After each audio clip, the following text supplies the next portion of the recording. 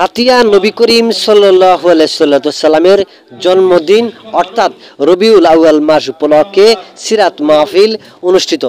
570 খ্রিস্টাব্দে রবিউল আউয়াল মাসের সোমবার দিবাগত রাতে আমাদের প্রিয় নবী রহমাতুল্লিল আলামিন হযরত মুহাম্মদ মুস্তাফা সাল্লাল্লাহু আলাইহি সাল্লাম এই পৃথিবীতে আসেন।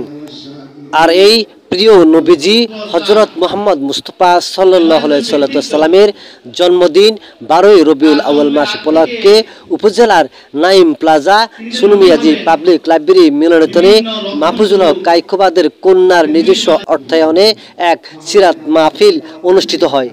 অনুষ্ঠানে মফিজিয়া হাই স্কুলের সাবেক প্রধান শিক্ষক মোহাম্মদ হেলাল উদ্দিনের সভাপতিত্বে বিভিন্ন স্কুল মাদ্রাসা থেকে আগত ছাত্র ছাত্রী এবং মাদ্রাসার আলেমগণ উপস্থিত ছিলেন।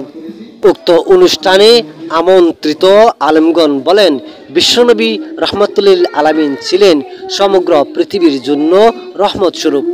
মহান আল্লাহ তাআলার বিধিবিধান মেনে নবী করিম সাল্লাল্লাহু আলাইহি সাল্লামের আদর্শ বাস্তবায়নে কাজ করা সকল মুসলমানদের জন্য খুবই জরুরি।